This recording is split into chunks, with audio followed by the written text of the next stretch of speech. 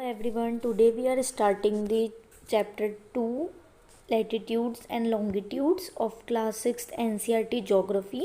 और इसका चैप्टर 1 के दो पार्ट है, पार्ट 1 और पार्ट 2, जो कि मैंने लिंक में आपको डिस्क्रिप्शन में दे दिए लिंक, और आप इसको मेरे चैनल पे जाके विज़िट कर सकते हैं। और आपने अगर पहले चैप्टर 1 नहीं देखा है तो आप पहले वो देख लेना, ठीक है, उसके बाद में आपको समझ आ जाएगा। तो the chapter name is latitudes and longitudes. So latitude क्या होते हैं, आपको मैं सिंपल से ट्रिक बताती हूँ लैटिट्यूड और लॉन्गिट्यूड्स को याद रखने का।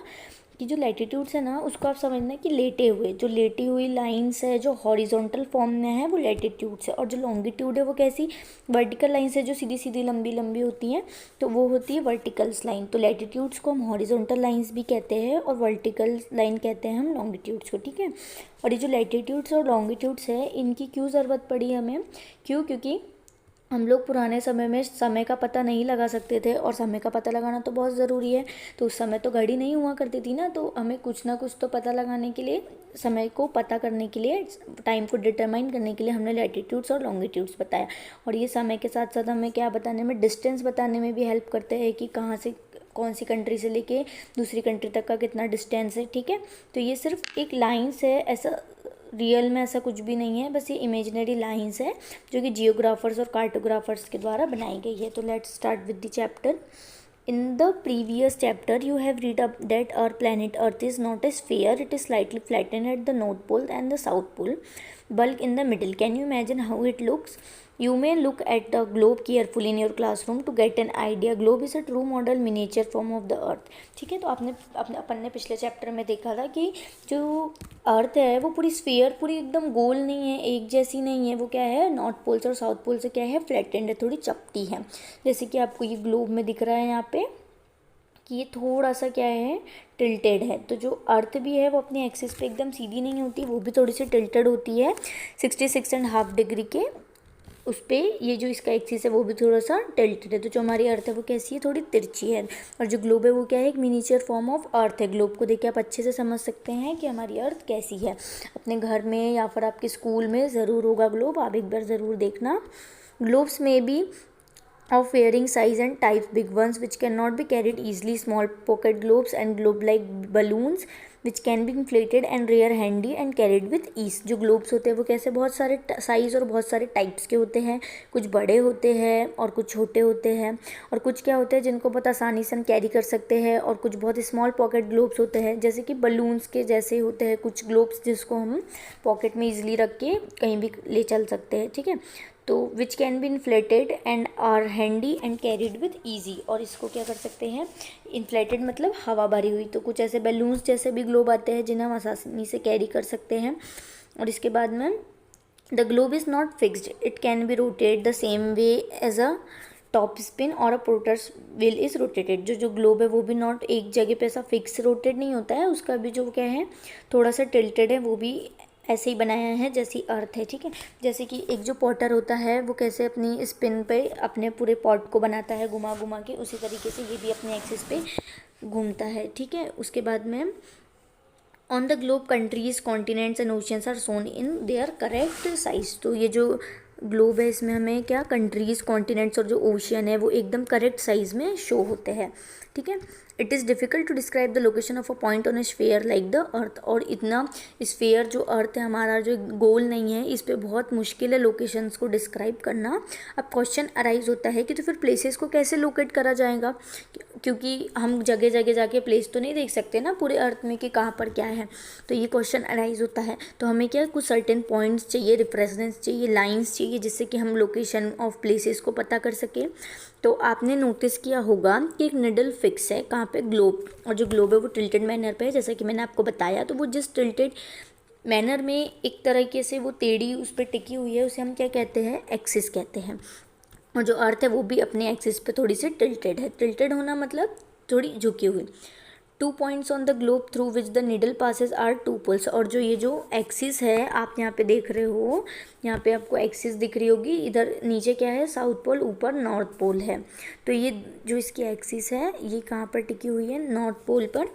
दो साइड से ये north pole and south pole. The globe can be moved around his needle from the west to east.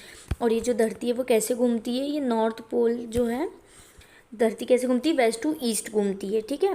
तो इसका ये आपके एग्जाम में क्वेश्चन पूछा जा सकता है कि जो धरती है वो किस डायरेक्शन में घूमती है, तो आपको याद होना चाहिए कि वेस्ट टू ईस्ट मूव करती है। But remember there is a major difference, the real earth has no such needle. आपको ये पता होना चाहिए कि ऐसा अर्थ में सच में ऐसा कुछ भी नहीं है। ये भी एक इमेजिनरी लाइन है जो कि आपको एक्सिस है, जो कि आपको समझाने के लिए बनाई गई है। द रियल अर्थ ऐसा कुछ भी नहीं है, it moves around it axis which is an imaginary line, ठीक है। और एक दूसरी इमेजिनरी लाइन है ग्लोब में, जो कि डिवाइड करती है इक्वल 2 पार्ट्स में, ठीक है। ग्लोब को डिवाइड करती है, और ये लाइन को क्या कहते हैं, इक्वेटर, जो कि बीचों बीच से पास होता है। और आप मेरे को कमेंट करके ज़रूर बताना कि जो इक्वेटर है वो इंडिया से तो पास होता ही होता है, और कौन से स्टेट्स है जो कि इसमें आते हैं जब इक्वेटर पास होती है। So the northern half of the earth is known as the northern hemisphere and the southern half is known as the southern hemisphere. तो जो ये इक्वेटर का ऊपर का पार्ट है ना, ये जो ऊपर का पार्ट है इसे हम सदर्न हेमिस्फीयर बोलते हैं, और इसमें जो नीचे का पार्ट है उन्हें हम क्या बोलते हैं, ऊपर का पार्ट को हम नदर्न हेमिस्फीयर बोलते हैं, और नीचे के पार्ट को हम सदर्न हेमिस्फीयर बोलते हैं। जो इक्वेटर ने इसे 2 पार्ट्स में डिवाइड करके रखा है, ठीक है। इसके बाद में हम आ जाते हैं यहाँ पे, और यहाँ पे आपको लैटिट्यूड्स दिख रहे हैं। लैटिट्यूड कैसे है, लेटे हुए है, हॉरिजॉन्टल है। और ये आपको इस सिंपल ट्रिक से ज़रूर याद रखना है कि जो लेटे हुए होते हैं वो लैटिट्यूड होते हैं, और जो लॉन्गिट्यूड होते हैं वो सीधी सीधी लाइन, लंबी लंबी लाइन होती है, वर्टिकल लाइन्स, ठीक है।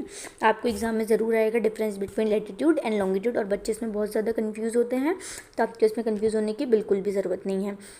Therefore, the equator is an imaginary circular line and is a very important reference point to locate places on the earth. All parallel circles from the equator up to the poles are called parallels of latitudes.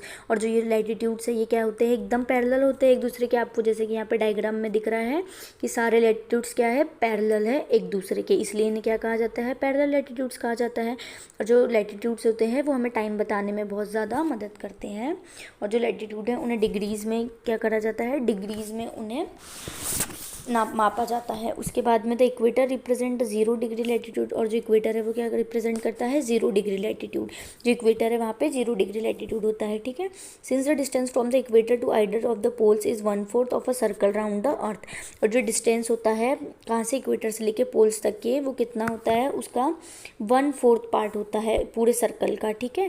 और जो पूरा circle होता है वो 360 degree का होता है, और अगर आप 360 डिग्री को 4 से डिवाइड करोगे तो आपका आ जाएगा 90 डिग्री। तो 90 degree north latitude marks the north pole and south, और साउथ और नॉर्थ में दोनों में 90 डिग्रीज होता है, ठीक है। ये थोड़ा डिफ़िकल्ट है, आपको समझने में प्रॉब्लम हो रही होगी, तो आप ये वीडियो को फिर से देखना या फिर मुझे कमेंट में बताना, मैं इसके लिए आपको अलग से वीडियो बना के समझाऊंगी, ठीक है।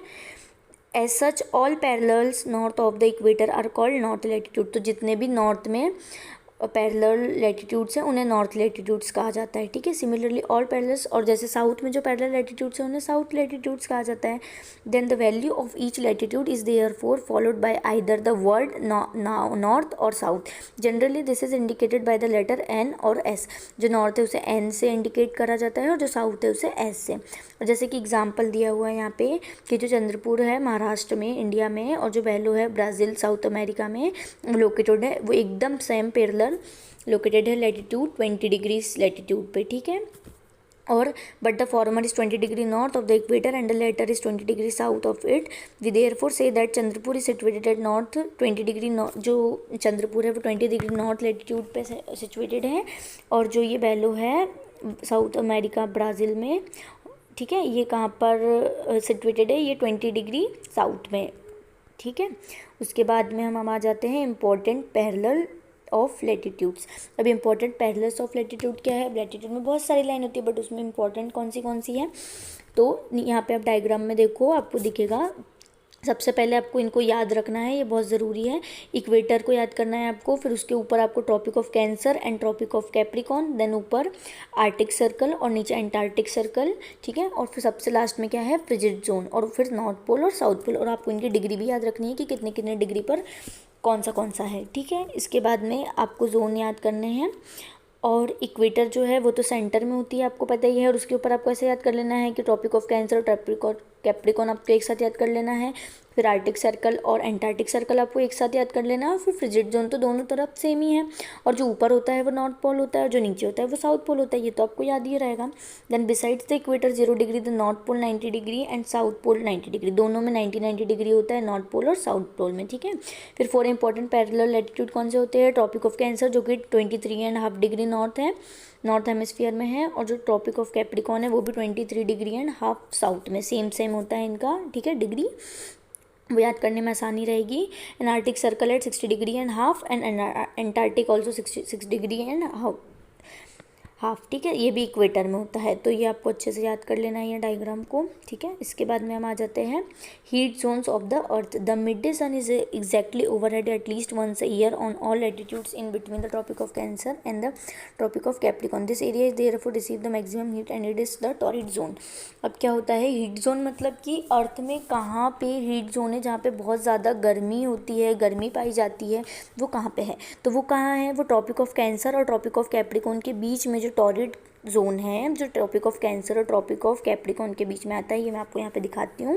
ये टॉरिड जोन यहाँ पे आपको नज़र आ रहा है, ठीक है, ट्रॉपिक ऑफ कैंसर के बीच में और ट्रॉपिक ऑफ कैप्रिकॉर्न के बीच में। क्यों? क्योंकि यहाँ पे सन का जो एंगल होता है वो एकदम स्ट्रेट पड़ता है और यहाँ पे सीधे सनरेज आती है, तो इससे क्या होता है, ये ज़्यादा गर्म हो जाता है। अब इसके ऊपर हम जैसे जैसे नॉर्थ की साइड जाएंगे और जैसे जैसे साउथ की ओर जाएंगे, क्या होगा, एंटार्क्टिक और आर्टिक सर्कल कैसे काफ़ी ठंडे है, इसलिए इन्हें क्या कहा जाता है, टेम्परेट जोन। क्यों? क्योंकि यहाँ पे बहुत ठंड रहती है, और उससे भी ऊपर जाएंगे हम फ्रिजिड जोन, तो फिर वो तो और भी ज़्यादा ठंडा है, ठीक है। So the midday sun never shines overhead on any latitude beyond the Tropic of Cancer and Tropic of Capricorn. जैसे जैसे सन ऊपर की ओर जाएगा वैसे वैसे ठंडा होते जाता है, और जो पोल्स की ओर जैसे जैसे जाता है वैसे वैसे ये धीरे होते जाता है, ठीक है।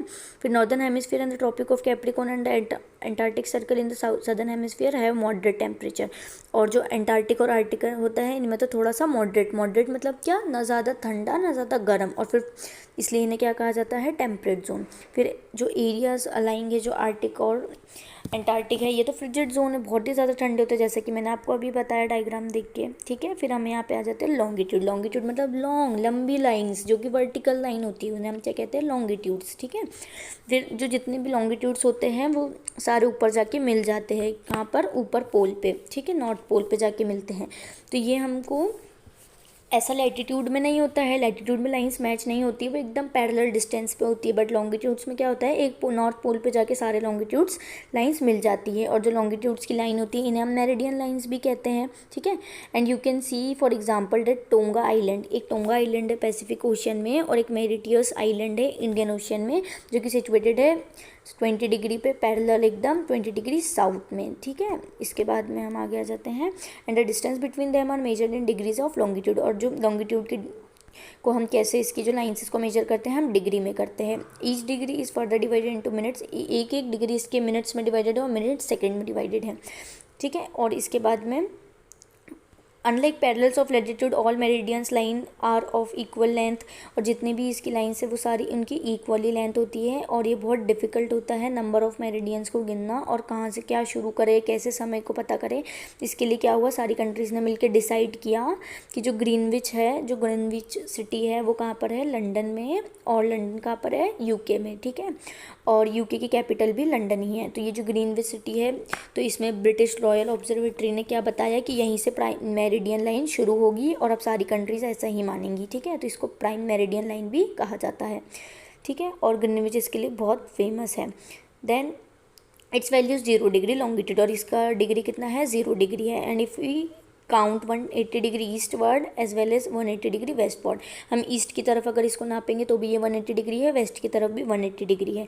और जो वेस्ट वर्ड में कौन से कंट्रीज़ आएंगे, जैसे कि यूएसए हो गया, कनाडा हो गया, ठीक है, और इंडिया, इधर ईस्टर्न हेमिस्फीयर में क्या आएगा, इंडिया आ जाएगा, ठीक है। हमारा इंडिया कहाँ पर है, ईस्टर्न हेमिस्फीयर में है।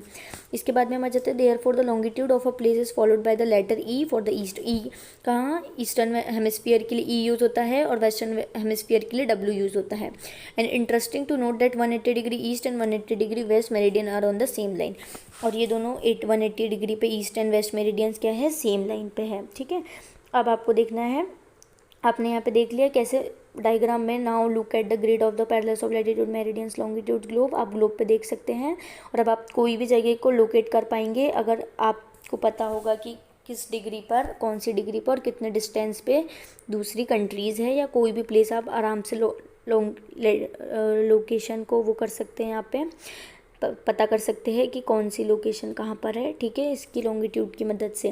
Then Dhubri in Assam is situated at 26 degree north और 90 डिग्री ईस्ट लॉन्गिट्यूड, ठीक है। Find out the point where this two lines cut each other, that point will be the location of Dhubri, ठीक है। जो डुबरी है असम में, और ये हमको पता है कि 26 डिग्री नॉर्थ में है लैटिट्यूड, ठीक है, और लॉन्गिट्यूड में 90 डिग्री, ठीक है। इसके बारे में to understand this clearly draw equidistant vertical and horizontal lines on a paper. Label the vertical rows with number and horizontal rows with letters. Draw some small circles randomly on points where this horizontal and vertical lines interact each other. ये आपको एक page पे ऐसे vertical और horizontal line बना के देखना है तो आपको समझ में आएगा, ठीक है। फिर इसके बाद में जो वर्टिकल लाइन है वो रिप्रेजेंट कर रही है ईस्ट लॉन्गिट्यूड्स को, हॉरिजॉन्टल लाइंस को और नॉर्थ लैटिट्यूड्स को। फिर आप देखोगे सर्कल जो है इज़ लोकेटेड ऑन लैटिट्यूड, और इसमें जो कुछ सर्कल है वो क्या आपको बता रहे हैं, वो आपको लैटिट्यूड बता रहे हैं। और ये जो सीधी सीधी लाइन है ये आपको क्या है, ये जो सीधी लाइन होती है लैटिट्यूड्स मतलब मैंने आपको क्या बताया था, लैटिट्यूड्स मतलब कि क्या होता है हॉरिजॉन्टल लाइंस, और लॉन्गिट्यूड्स मतलब होता है वर्टिकल लाइंस, ठीक है। ये मैं आपको बार बार बता रही हूँ, इसको आपको अच्छे से याद करना है। इसके बाद में आप यहाँ पे डायग्राम में देख लो, पैसिफिक ओशियन, इंडियन ओशियन और अटलांटिक ओशियन दिए हैं, जो कि हमारे वर्ल्ड के बहुत बड़े बड़े ओशियन है। आपको विथ लोकेशन याद होनी चाहिए कि ये कहाँ कहाँ पर है, ठीक है, और कौन सी कंट्री में। फिर इसके बाद आ जाते हैं हम लॉन्गिट्यूड एंड टाइम, ठीक है। अभी तक के हमने क्या देखा था यहाँ पे, अभी हम लॉन्गिट्यूड पढ़ रहे थे, हम लॉन्गिट्यूड एंड टाइम देखेंगे। तो the best means of measuring time is by the movement of the earth, the moon and the planet. सबसे ज़्यादा हम टाइम को मेजर कैसे कर पाते हैं, जो अर्थ का मूवमेंट है, जो मून का मूवमेंट है। जैसे कि जो अर्थ है उसका मूवमेंट कब हो रहा है, वो सन के सामने कब आ रहा है, वो मून के सामने कब आ रही है, इससे हमें पता चल जाता है कि टाइम क्या हो रहा है, ठीक है।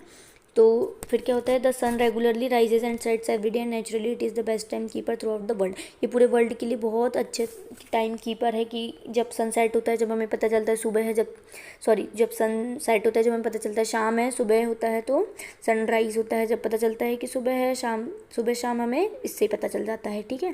Then local time can be reckoned by the shadow cast by the sun, और हमको अपना जो शेडो होता है जो सन की लाइट में मिलता है उससे भी पता चलता है, ठीक है। और जो शॉर्टेस्ट एट नून, जो कि नून में आफ्टरनून में बहुत शॉर्टेस्ट दिखता है, और लॉन्ग दिखता है जब सन सेट होता है, सनराइज़ होता है, जब और ज़्यादा परछाई दिखती है, आपने देखा होगा। फिर prime meridian of Greenwich has the sun at the highest point in the sky, जब स्काई एकदम हाई होता है तो all the places along this meridian will have midday noon, जब वहाँ पे आफ्टरनून होता है, ठीक है। उसके बाद में as the earth rotates from west to east, जो अर्थ है वो वेस्ट टू ईस्ट रोटेट करती है, तो जो those places each of Greenwich will be ahead of Greenwich time and those to the west will be behind. The rate of difference can be calculated as follows. The earth rotates 360 degree in about, जो earth है वो 360 degree के angle पे घूमती है और इसको 24 घंटे लगते हैं अपना एक सर्कल पूरा करने में, ठीक है। Which means 15 degree an hour और 1 minute in 4 minutes 1 degree, and thus when it is 12 noon at Greenwich, the time at 15 degree east of Greenwich will be 15 into 4 60 minutes are ahead of Greenwich time, which means 1 p.m. but at 15 degree west of Greenwich the time will be behind Greenwich time by 1 hour. तो यहाँ पे जो आपको दिया हुआ है कि जो 15 डिग्री एन आर और 1 डिग्री इन 4 मिनट्स, तो इसका मतलब क्या होता है कि 15 डिग्रीज़ में 1 आवर होता है, ठीक है। 15 डिग्री में 1 आवर होता है। और at any place a watch can be adjusted to read 12 o'clock when the sun is at the highest point in the sky, और जब सन जो होता है वो अपने हाईएस्ट पॉइंट पे होता है स्काई में, वो क्या होता है मिड डे कहलाता है। इसके बाद में जो मेरिडियन ऑफ लॉन्गिट्यूड है वो सारी क्या होती है, have the same local time, ठीक है। इसके बाद में ये थोड़ा सा डिफ़िकल्ट है आपके लिए, तो ये भी अगर इसमें भी आपको कोई कन्फ्यूजन है तो आप मुझे बता देना। आप इसको 2-4 बार वीडियो को देखना या फिर अच्छे से पढ़ने की कोशिश करना, आपको ये ज़रूर समझ में आएगा, ठीक है। इस टाइप का क्वेश्चन तो खैर आपको नहीं पूछा जाएगा, पर फिर भी ये आपकी अंडरस्टैंडिंग के लिए ज़रूरी हो जाता है। Why do we have standard time, तो अब हम ये स्टैंडर्ड टाइम क्यों है हमारे पास, इसकी क्यों ज़रूरत है हमको, क्यों इसकी इसलिए ज़रूरत है क्योंकि ये हमको बताता है कि ऑल ओवर इंडिया में कितना टाइम हो रहा है, ठीक है। ये यूनिफॉर्म टाइम बताता है आपको, ऐसा तो नहीं होगा कि दिल्ली में कुछ और टाइम होगा, मुंबई में कुछ और टाइम होगा, ठीक है। तो इसलिए क्या होता है, यूनिफॉर्म टाइम कैलकुलेट करने के लिए इंडियन स्टैंडर्ड मेरिडियन लाइन को बनाया गया है, टाइम को बनाया गया है, ठीक है। Local time of places which are on different meridians are bound to differ. For example it will be difficult to prepare timetable for trains which cross several longitudes. अब जो ट्रेन है वो कभी कभी सेम लॉन्गिट्यूड्स पे एक दूसरे को क्रॉस कर सकती है, तो इसके लिए टाइम का पता होना बहुत ज़रूरी है। एक डिफरेंस है जैसे कि 1 hour 45 minutes का लोकल डिफरेंस है द्वारका गुजरात में है जो कि वहाँ पे, और डिब्रूगढ़ इन आसाम में, ठीक है। It is therefore necessary to adopt the local time of sub central meridian of a country as the standard time of the country in India. The longitude 82.5 degree 82 degree 30 east is created as the standard meridian. The local time as at this meridian is taken as the standard time for the whole country. It is known as the Indian Standard Meridian Time. और ये हमको पूरे India में जो एक जैसा समय होता है हम उसे इंडियन स्टैंडर्ड मेरिडियन टाइम कहते हैं। और in the India the longitude ये जो 82.5 डिग्री है इसको ट्रीटेड एज मेरिडियन लाइन कहा जाता है, ठीक है। इसका डिग्री कितना है 82.5 डिग्री, ठीक है। और ये पूरा यूनिफॉर्म टाइम कैलकुलेट करती है, इसलिए और हर कंट्री में अलग अलग स्टैंडर्ड टाइम है, लेकिन ये इंडिया का है इसलिए हम इसे इंडियन स्टैंडर्ड मेरिडियन टाइम कहते हैं, ठीक है।